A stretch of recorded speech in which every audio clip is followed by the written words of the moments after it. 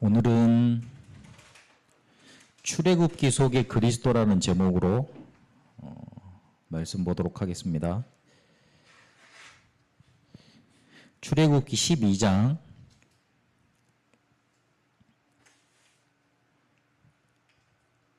12절부터 13절까지 보겠습니다. 출애굽기 12장 12절부터 13절까지입니다. 찾으셨으면 같이 합독하겠습니다. 내가 그 밤에 애굽 땅에 두루 다니며 사람이나 짐승을 막론하고 애굽 땅에 있는 모든 처음 난 것을 다 치고 애굽의 모든 신을 내가 심판하리라. 나는 여호와라. 내가 애굽 땅을 칠 때에 그 피가 너희가 사는 집에 있어서 너희를 위하여 표적이 될지라. 내가 그 피를 볼 때 너희를 넘어가려니 재앙이 너희에게 내려 멸하지 아니하리라. 아멘.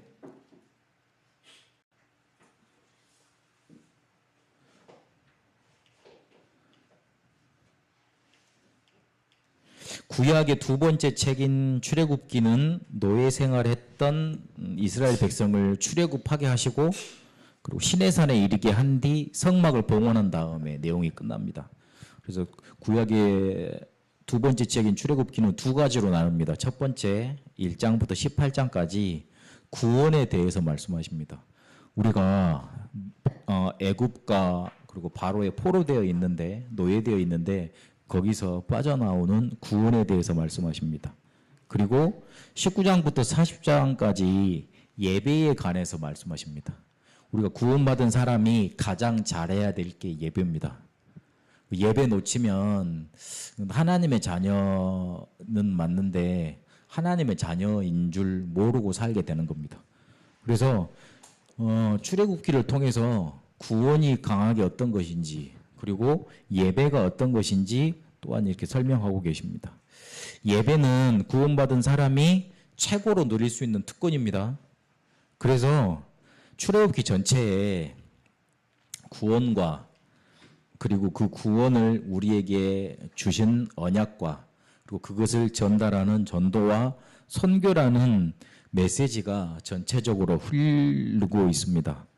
그래서 이 전체적인 메시지를 하나님이 꽉 누릴 수 있도록 우리에게 예배라는 것을 특권으로 허락하셨습니다. 그래서 예배 드릴 때마다 우리가 뭘 확인해야 되느냐?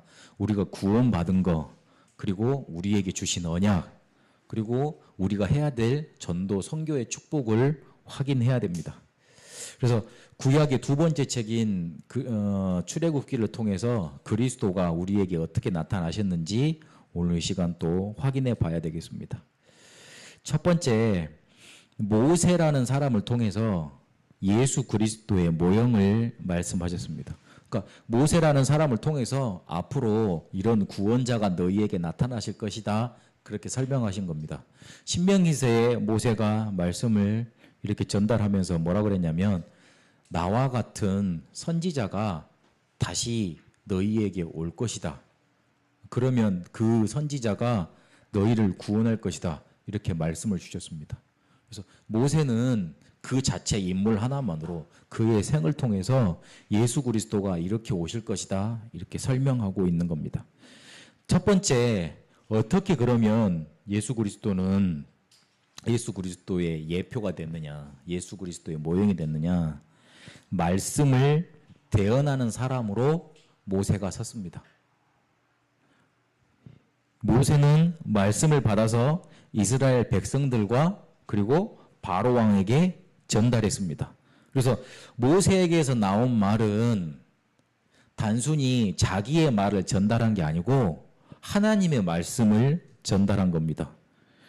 예수님도 하나님의 말씀을 제자들과 사람들에게 증거했습니다. 요한복음 12장 50절에 보니까 나는 그의 명령이 영생인 줄 아노라. 그러므로 내가 이르는 것은 내 아버지께서 내게 말씀하신 그대로니라 하시니라 그랬습니다. 나를 사랑하지 아니하는 자는 내 말을 지키지 아니하나니 너희가 듣는 말은 내 말이 아니요 나를 보내신 아버지의 말씀이니라. 요한복음 14장 24절에 보니까. 그러니까 예수님도 자기 말씀을 하신 게 아니라 하나님께서로부터 받은 그 말씀을 전달했다는 거예요. 그러니까 모세도 하나님께 받은 말씀을 이스라엘 백성과 바로 왕한테 대언했듯이 예수님도 그러셨습니다. 그러니까 모세가 예수님의 일을 먼저 모형으로 보여준 거죠. 그림자로 보여준 거죠. 그리고 모세는 뭐가 됐냐면 이스라엘의 구원자가 됐습니다. 예수님도 우리의 구원자가 되십니다. 이스라엘 백성이 노예에서 해방되었듯 우리도 그렇게 해방시키셨습니다. 예수님이 구원받기로 작정된 우리를 창세기 3장과 죄와 저주에서 사단의 손에서 해방시키셨습니다. 그렇게 우리에게 구원자가 됐습니다. 모세한테 그랬습니다. 이스라엘 백성을 가서 해방시키러 가라 그랬습니다. 그렇게 예수님의 일을 먼저 하신 겁니다. 그리고 모세는 하나님의 율법을 이스라엘 백성들에게 전달했습니다. 그리고 예수님은 그 율법의 완성자가 되셨습니다. 율법은 그리스도를 바라보라고 주신 겁니다. 그래서 율법을 뭐라 그러냐면 예전 성경에는 몽학선생, 그리고 이번에 개정된 성경에는 초등교사라고 그렇게 표현합니다. 성인이 될 때까지 그 사람을 뒤에서 쫄쫄쫄 따라다니면서 모든 것을 이렇게 가르쳐주고 후견인 역할을 하는 노예가 누구냐면 초등교사, 몽학선생이었습니다. 그래서 율법으로는 구원을 받을 수 없다고 그렇게 단적으로 말을 하는 겁니다. 노인은 노예예요. 노인은 노예지 자기의 스승이 될 수 없고 주인이 될 수 없어요. 어느 일정 순간 자기가 힘을 얻으면 그 사람은 자기 다시 신분으로 노예로 돌아가는 거예요. 율법이 그런 거예요. 율법이 복음이 될 수 없고 율법이 구원의 방법이 될 수가 없어요. 그래서 오직 예수 그리스도를 믿음으로 구원받는다 이렇게 우리에게 말씀하고 그렇게 전달해 주시는 겁니다. 마태복음 5장 17절에 있는 것처럼 모세는 율법의 전달자가 됐고 모세는 율법을 우리에게 가르쳐주는 사람이 됐지만 예수님은 율법을 완성시킨 그런 분이 되셨습니다. 더 중요한 건 모세의 가정을 봤을 때 모세가 언약 가진 가정에서 이렇게 출생했고 자랐다는 겁니다. 모세는 언약의 피가 뭔지 아는 가정에서 태어났습니다. 아버지 어머니의 이름을 기록하지 않고 네이 남자가 네이 여자에게 장가 들어 모세를 낳았다 이렇게 표현합니다. 근데 여기서 잘 생각해 보세요. 레위 지파는 출애굽 이후에 예배를 담당하는 지파가 됐습니다. 근데 그 전에 야곱을 통해서 축복을 받았냐? 그렇지 않아요. 저주를 받았어요. 오히려. 창세기 그 48장 49장 쭉 보면은 야곱이 죽기 전에 자기 손자들 에브라임과 므낫세입니까? 축복하고 또 그 다음에 자기 아들들을 쭉 12아들을 축복하잖아요. 그런데 그때 르우벤 저주하고 그 다음에 시몬 레위 저주하죠. 시몬 레위가 딸 디나가 강간 사건 당했을 때 그 희위 족속 그 있지 않습니까? 강간한 족속 그거를 할례하게 만들어가지고 가장 아플 때 가서 다 쳐 죽여버렸잖아요. 잔혹하게 살인하는 기계라고 칼이라고 그렇게 표현을 했어요. 저주를 받으라고 말을 했어요. 그러면은 저주를 받은 민족인데 어떻게 레위 지파가 언약 가진 민족이 됐습니까? 그런 가정이 됐습니까? 잘 생각해 봐야 돼요. 근데 그 이유를 어떻게 찾을 수 있냐? 모세라는 인물을 탄생시켰다는 것에서 그 이유를 찾을 수 있습니다. 그러니까 저주의 가정이 언약의 가정으로 축복의 가정으로 바뀐 거예요. 근데 왜 그랬냐? 이유를 찾아볼 때 왜 그렇게 되었다고 할 수 있냐? 이유를 찾아볼 때 모세라는 인물을 탄생시켰어요. 모세는 어머니로부터 자기 선조들한테 전해 내려온 언약을 전달받았습니다. 그러니까 그 언약을 집대성해가지고 미디안 광야로 쫓겨났을 때 뭘 지었냐면 창세기를 지었어요. 그렇게 지었어요. 그 창세기는 그 모세가 자기 어머니로부터 그리고 자기 선조들한테 받은 언약을 그대로 쓴 거잖아요. 모세 앞서 이야기니까. 그 말은 그만큼 모세한테 그걸 전달할 만큼 언약의 준비가 자기 어머니나 아버지한테 돼 있었다는 소리가 됩니다. 언약을 전달할 수 있는 준비가 된 가정이었다는 뜻이죠. 그리고 그 뒤에 무슨 일이 일어나느냐. 금송아지 숭배 사건이 일어나요. 모세가 십계명 돌판을 받으려고 시내산으로 들어가잖아요. 근데 40일 동안 안 내려오잖아요. 그러니까 자기 지도자를, 자기 구원자가 없어졌다고 뭘 하냐면 이스라엘 백성들이 금송아지를 이렇게 만들어 놓고 숭배하고 이게 우리를 애굽에서 이끌어낸 여호와라고 숭배하는 그런 사건이 일어나잖아요.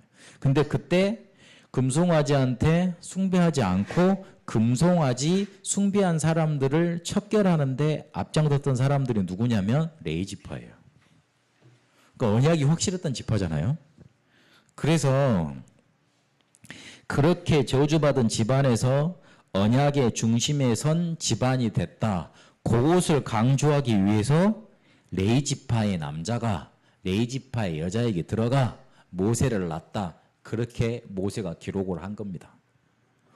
아니면 그냥 쉽게 자기 어머니 아버지 이름 적어 놓으면 되잖아요. 그런데 그걸 강조하기 위해서 우리 집안이 완전히 저주받은 집안이었는데 언약의 가정이 됐다. 피를 나는 집안이 됐다. 그래서 그거를 이렇게 앞에다가 기록해 놓고 강조를 한 겁니다. 그래서 유 목사님이 그리고 우리가 다락방에서 출애굽기 2장 1절 그 내용을 이렇게 해석을 할 때 언약 붙잡은 가정이 중요하다 해석하는 내용이 바로 그런 의미에서 나온 겁니다. 우리의 가정도 언약을 가지고 전달하는 가정의 축복을 받아야 됩니다. 세상에 문제가 많은데 그 문제 해결 방법을 어디서 배우느냐? 가정에서 배웁니다. 대부분 문제 해결을 가정에서 어떻게 하느냐? 술로, 싸움으로, 포기로, 독한 말로 그 문제를 해결합니다. 그러니까 늘 엄마, 아빠가 문제를 해결했던 방법 아니면은 그냥 싸우지 않고 낙심하거나 아니면 다른 것 이렇게 중독된 걸로 막 다른 걸로 가거나 그런 방법을 배워왔기 때문에 그걸 자녀들이 보고 배우고 세상에 나가서 문제하고 싸울 때는 가정에서 배웠던 그대로 이렇게 행하게 되는 거예요. 그래서 우리가 문제 오면 언약 잡고 기도하는 것으로 해결해야 됩니다. 문제가 올 때 보면 그 사람이 정말 어떤 사람인지 이렇게 날 수 있잖아요. 그러는 것처럼 문제 오면 언약 잡고 기도하는 것으로 해결이 돼야 됩니다. 그걸 보고 자란 자녀들은 세상 나가서도 문제를 그렇게 해결합니다. 그렇게 만들어줘야 됩니다. 우리 아이들이 현장에서 문제가 많이 있을 것인데 그걸 어떻게 해결하겠어요? 근데 그거 해결하는 방법이 뭐 어디에 들어있느냐? 가정에서 배웁니다. 그래서 언약 가진 가정, 그 말이 중요합니다. 문제가 오면 언약을 붙잡고 그 언약을 어떻게 붙잡을 것인지 그리고 그 언약으로 어떻게 기도해서 그 문제 해결할 것인지 그게 우리 자녀들한테 전달되어야 됩니다. 그리고 두 번째, 출애굽기에는 어떻게 그리스도가 나타나 있느냐? 유월절 어린 양으로 그리스도가 그림자로 나타나 계십니다. 이스라엘 백성이 400년 동안 노예 생활을 했어요. 완전히 자기들의 주권도 사라진 채 그렇게 됐어요. 근데 하나님께서 이스라엘 백성을 끄집어내는 방법이 뭐였냐면 유월절 어린 양의 피를 모든 이스라엘 백성 집에 좌우 문설주에 바르고 그럴 때 저주 재앙이 넘어가겠다. 그렇게 말씀하셨어요. 어떤 사람이라도 피 바른 그 집에 들어가 있으면 살아나는 거예요. 저주 재앙을 면하는 거예요. 구원의 유일성이죠. 근데 잘 생각해 봐야 돼요. 그러면 그 하나님이 이스라엘 백성을 뭐라 그럴까? 그냥 그 노예 되게 안 되게 하면 되지 않냐? 그렇게 질문할 수 있어요. 근데 그게는 이유가 없어요. 잘 모르겠어. 이스라엘 백성이 왜 400년 동안 노예됐는지 이유 확실해요? 확실치 않아요. 하나님이 그 창세기 15장입니까? 아브라함하고 이렇게 언약을 세우시면서 다 쪼갰는데 아브라함이 잠깐 졸았고 그다음에 그러다가 뭘 못 깨졌냐면 비둘기를 못 쪼갰잖아요.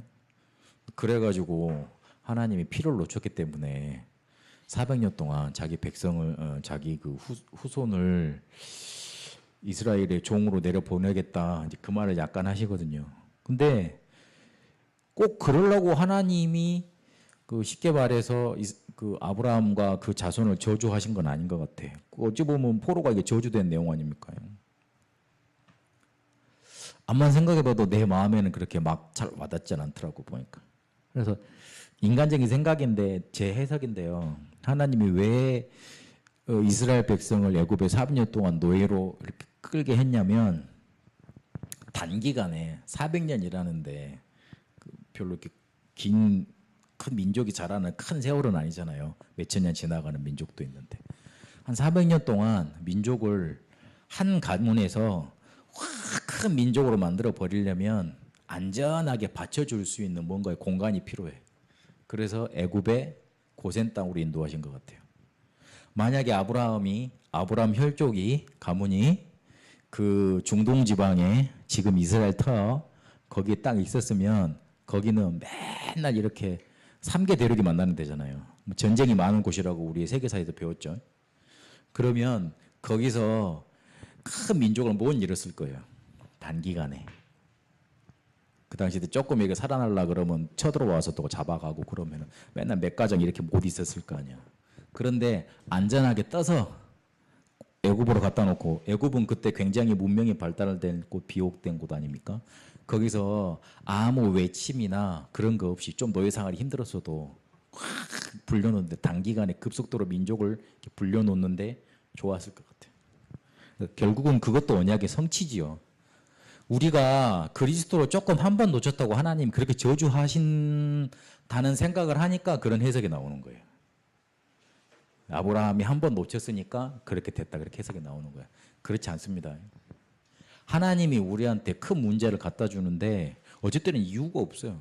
우리 편에 비해서는 납득되지 않는 이유라. 그런데 하나님은 납득되지 않는 이유를 가지고 일을 벌리시는데 결국 가다 보면 큰 언약을 이루세요.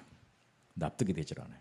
그런데도 그래서 이스라엘이 400년 동안 빠져나가려고 얼마나 노력을 많이 안 했겠어요. 노예되어 있는데 사람이라는 게 요즘 우리 그 미스터 선샤인이라는 그거 보지 않습니까? 그때 배경이 어떤 시대입니까?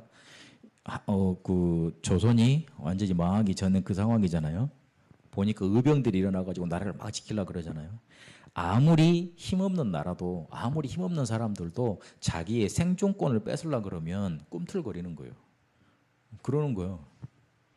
그런데 완전히 나라를 뺏으려고 그랬으니 얼마나 크게 저항을 많이 했겠어. 일본이 그걸 강가한 거죠. 자기들이 평생 그걸 하려고 생각했겠지. 마찬가지로 이스라엘 백성들도 노예에서 빠져나가려고 열심히 노력을 많이 하고 막 저항운동 이런 것들 많이 했을 거라. 그런데 그게 하나도 안 먹혔어요. 그리고 모세도 막 9가지 기적을 보여주면서 나라를 완전히 망가뜨리게 하는 하나님의 기적을 보여줬는데 그때 빠져나왔습니까? 못 빠져나왔어요. 언제 빠져나왔습니까? 유월절 여린 양의 피 바르는 순간. 혹시 여러분한테 저주 재앙이 다시 찾아온 것 같고 문제가 다시 찾아온 것 같고 옛날 문제가 다시 또 돌아오는 것 같습니까? 그러면 진짜 그렇다면 뭘 붙잡아야 되느냐? 다른 방법을 생각하지 말고 그리스도를 붙잡아야 돼요. 복음을 붙잡아야 돼요. 다른 거 붙잡지 말고. 그래서 우리가 유월절 어린 양의 피 붙잡을 때 애굽에서 빠져나왔던 것처럼 오늘 또 누굴 붙잡아야 되느냐? 유월절 어린 양의 피 그리스도를 붙잡아야 됩니다. 바로 왕은 사단을 뜻합니다. 그리고 애굽은 우리가 붙잡힌 세상을 뜻합니다. 그래서 사단이 바로 왕이 어디에 굴복을 했냐? 단 하나 피 앞에 피 제사 앞에 그거 앞에 굴복을 했어요. 그 말을 누가 알아들었냐? 모세가 알아들었어요. 오늘 이 시간 우리가 어떤 말을 알아야 들어야 되느냐?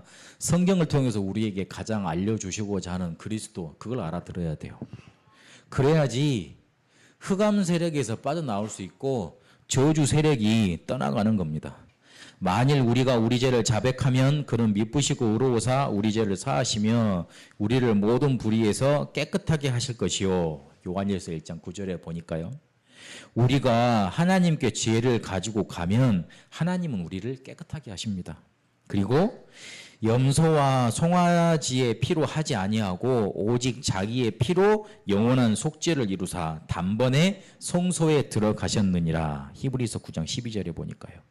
너희가 알거니와 너희 조상이 물려준 헛된 행실에서 대속함을 받은 것은 은이나 금같이 없어질 것으로 된 것이 아니요 오직 흠없고 점없는 어린 양 같은 그리스도의 보배로운 피로 된 것이니라.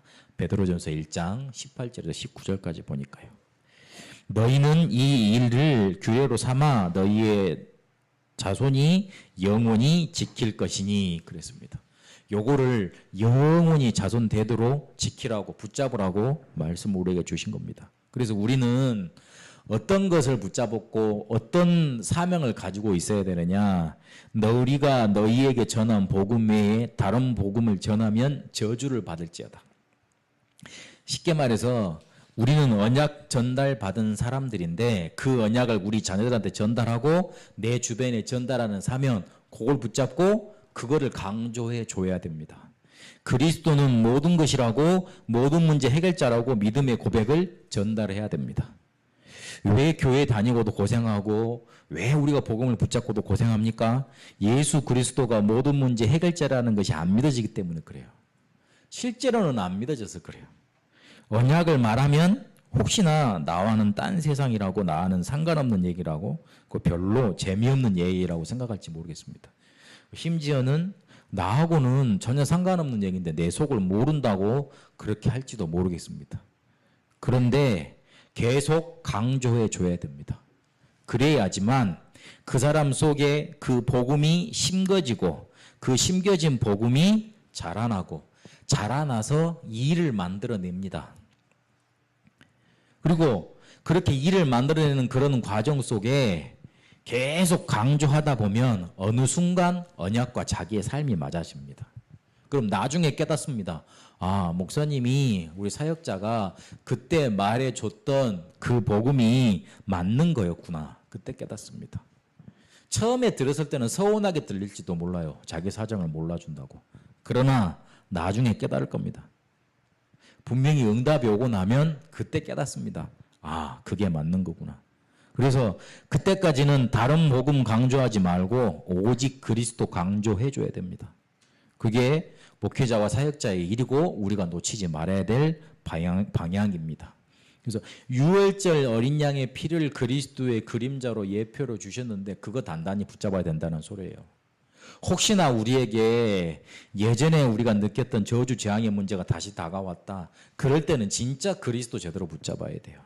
그리고 세 번째로 출애굽기에서 예배를 말씀하시면서 그 예배의 가장 핵심이 뭐가 강조되어 있느냐? 성막에 대해서 강조되어 있습니다. 성막은 곧 누구를 말씀하십니까? 예수 그리스도를 말씀하십니다. 그 예수 그리스도 그 성막이 이스라엘 백성이 진행하고 그리고 후퇴하고 어디를 가고 안 가고 삶의 딱 중심이었고 기준이었습니다. 기준이었습니다. 삶의 중심 돼야 됩니다. 요한복음 2장에 있는 것처럼 예수 그리스도가 우리의 주인 되셔야 됩니다. 구약의 교회는 성막이었습니다. 성막에 하나님이 임재하셨고 그 성막에서 하나님이 사람을 만나 주셨습니다. 그래서 또 그리고 성막에서는 우리의 죄 문제를 해결하는 제사를 드리게 하셨습니다. 그러니까 그리스도의 일이 성막에서 그대로 이루어진 거예요. 하나님이 우리를 직접 만나 주셨고 우리의 죄 문제를 해결해 주셨고 우리에게 임재하셔서 우리를 다스려 주셨어요. 선지자 제사장 왕의 일이 성막에서 다 일어난 겁니다. 성막은 그렇게 하나님 만나는 길이 되시고 우리의 모든 문제 해결자 되시는 예수 그리스도를 말을 합니다. 성막에는 들어가 보면 문을 통해서 이렇게 쫙 들어가 보면 왼쪽에 번제단, 앞쪽에 번제단이 있고 그 옆에 물두멍이 있습니다. 번제단은 희생 제사를 드리는 거죠. 그 자체로 예수 그리스도를 뜻합니다. 그리고 물두멍은 우리의 손을 씻고 몸을 정결하게 하는 곳입니다. 우리의 죄를 씻고 정결하게 하신 분 예수 그리스도를 뜻합니다. 그 성막 모든 기구 자체가 예수 그리스도의 그림자인 겁니다. 예수 그리스도를 나타냅니다. 그 번제단과 물두멍을 지나서 어디로 들어가느냐? 이제 성소에 들어갑니다. 성소는 제사장만 들어갈 수 있습니다. 그리고 그 성소에서 제사장이 하는 모든 일들이 또한 예수 그리스도의 사역을 예수 그리스도께서 오셔서 할 일의 그림자였습니다. 성소에 들어가 보면 오른편에 뭐가 있느냐? 떡상이 있었습니다. 그리고 왼편에는 금대가 있었습니다. 7 가지가 있는 금대가 있었습니다. 그리고 앞쪽에는 분향단이 있었습니다. 떡상은 뭘 말하느냐? 항상 이렇게 진설병에 올라가 있죠. 생명의 떡 대신 그리스도를 뜻합니다. 요한복음 6장 48절에. 그리고 금대에는 항상 불이 켜져 있었잖아요. 세상의 빛 대신 그리스도를 나타내고 있습니다. 그리고 분향단에는 항상 향이 피어져 있었는데 우리를 위해서 간구하시고 우리의 기도에 응답하시는 그리스도를 말하는 겁니다. 그러니까 성소에 들어가서 있는 기물들이 또한 그리스도를 나타내는 겁니다. 그리고 성소를 지나면 큰 막이 있고 지성소로 들어갑니다. 그 지성소는 하나님이 직접 임재하셨던 곳인데 대제사장만이 1년에 한 번 흠없고 깨끗한 양을 가지고 들어가서 백성의 죄를 사해달라고 하는 곳입니다. 그 지성소하고 성소에는 큰 막이 있어요. 가죽으로 된 막이 있는데 요한복음 19장에 예수님께서 마지막에 숨을 거두실 때 뭐라 그러셨냐면 다 이루었다 그러셨어요. 그런데 그때 어떻게 됐어요? 성전에 지성소와 성소를 가로막고 있는 그 천이 위에서부터 아래로 쭉 찢어졌어요. 근데 그 지성소와 성소를 가로막고 있는 천이 그냥 이런 천이 아니에요. 이런 천은 그냥 서로 쭉쭉 푹 찢어지잖아요. 근데 그거는 가죽을 이렇게 이렇게 염해서 만든 거랑 요만한 두껍다 그래요. 근데 그거를 손으로 어떻게 찢어? 사람 손으로 찢을 수 없잖아. 그리고 높이가 상당히 크기 때문에 그 사다리를 타고 올라가지 않는 이상 어떻게 자르겠어요? 확 천사가 내려와서 확 찔렀다, 잘라버렸다 이렇게 표현하는 성경도 있고. 그런데 그 절대 들어갈 수 없는 하나님이 임재하는 그 지성소에 우리가 제사장으로 부름을 받고 제사장 돼서 담대히 그냥 들어갈 수 있는 그런 효력을 나타내는 겁니다. 베드로전서 2장 9절에 보니까 너희는 왕같은 제사장이요 그랬잖아요. 왕같은 제사장. 그 찢어졌다는 의미가 굉장히 큰 거예요. 절대 우리는 하나님이 임재하는 곳에 그냥 들어갈 수 없었어요. 그냥 들어갈 수도 없고 대제사장이 그것도 1년에 딱 한 번 들어가요. 그런데 그걸 찢어버렸어요. 그 찢어버리신 분이 누구예요? 예수 그리스도. 예수 그리스도의 이름을 힘입어서 담대히 하나님이 계신 그 지성소에 들어갈 수 있는 겁니다. 하나님이 계신 곳에 담대히 들어갈 수 있는 거예요. 그리고 그 지성소에는 뭐가 들어있었냐? 언약궤가 들어있었어요. 언약궤는 조그만 궤인데 이렇게 그룹들이 있고 그 고리가 있어서 이렇게 들고 들어가게 만들었죠. 근데 거기에는 중요하게 3가지가 들어있습니다. 뭐가 들어있느냐? 만나 담은 항아리가 들어있었어요. 그 만나 담은 항아리는 뭘 뜻하느냐? 이스라엘 백성들이 40년 동안 절대 굶지 않았다. 요거를 뜻합니다. 우리가 항상 생각하는 게 무엇을 먹을까, 입을까, 살까 걱정하는 거잖아요. 근데 그거 걱정하지 말라는 거예요. 이스라엘 백성들이 굶어 죽지 않았어요. 혹시 배는 고팠을지 모르겠어요. 나같이 양이 큰 사람들은 많이 먹어야 되잖아. 그러니까 혹시 배는 좀 고팠을지 모르겠어요. 그러나 굶어 죽지는 않았어요. 왜냐하면 매일 양식이 쏟아졌으니까, 안식을 빼고. 만나만 떨어졌느냐? 그렇지 않아요. 매출하게도 떨어졌잖아요. 그러니까 육식과 적정한 단백질, 그 지방, 고기하고 그 다음에 탄수화물이 계속 공급된 거예요. 사람이 그것만 있어도 살잖아요. 야채야 길러져 있었겠지. 그걸 먹었을 거고. 그러니까 아침마다 먹을 거 주신 거 너희들이 기억하면서 너희들이 굶지 않았다는 거, 그거 기억하라는 거예요. 그리고 두 번째, 아론의 쌍난 지팡이가 거기 안에 담겨져 있었습니다. 죽은 생명도 살리시는 하나님의 능력을 뜻합니다.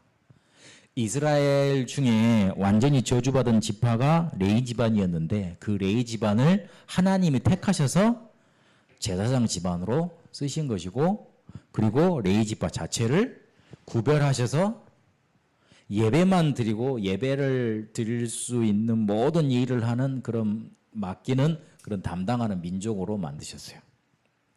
그런 축복의 집안으로 바꿔 놓으셨어요. 그리고 십계명이 담긴 돌판이 들어 있었습니다. 이 말은 무슨 말이냐? 말씀 중심으로 살아라 이 말이에요. 우리가 기분 따라, 감정 따라 자꾸 살아가잖아요. 기분이 좋을 때, 뭔가 일이 될 때 그것 때문에 살아가잖아요. 그것 따라 살지 말고 말씀 따라 살라는 거예요. 더욱더 하나님의 말씀을 의지하라는 말이에요. 기분이 다운되면, 내 상황과 맞지 않으면 안 된다고 포기하지 말고 말씀 붙잡으란 말이에요. 그러면 어느 날 말씀이 나를 사로잡아서 나를 서밋의 자리로 인도하신다는 거예요. 아까도 말씀드렸던, 우리가 언약을 붙잡고 있으면 지금은 안 맞는 것 같아도 어느 순간에 맞아지게 돼 있어요. 그래서 언약의 꿈을 꾸고 언약을 계속 붙들어야 됩니다. 출애굽기의 핵심은 언약의 피를 붙잡았을 때 노예 생활에서 빠져나왔다는 얘기입니다. 우리가 우리에게 닥친 문제, 고난, 염려, 그거는 해결할 수가 없습니다. 어찌 보면요. 그래서 뭘 붙잡을 때만 그거 실제로 해결되느냐? 언약의 피, 그리스도 붙잡을 때만 해결됩니다. 그 언약의 피를 붙잡고 예배할 때 모든 문제가 끝나는 거예요. 그 예배의 가장 중심은 말씀입니다.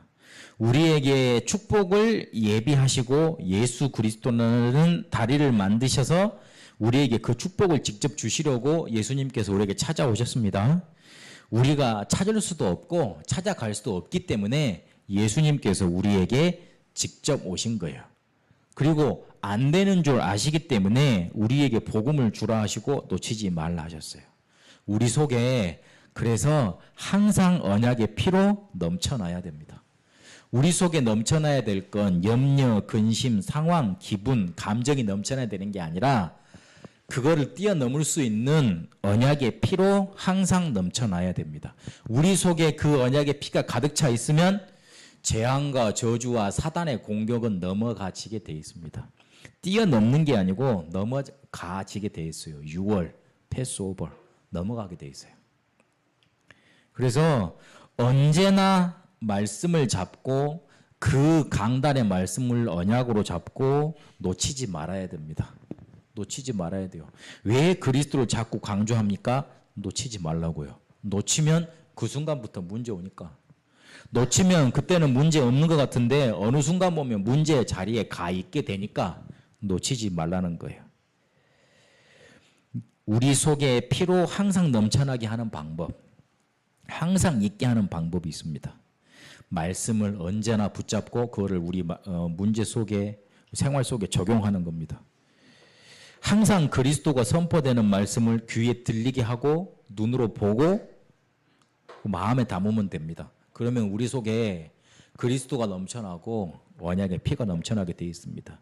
문제를 해결하려고 노력하지 않았는데 단지 그리스도와 그 피만 내 속에 넘치게 했는데 어느 순간에 보면 넘어가는 6월의 역사가 우리에게 나타납니다.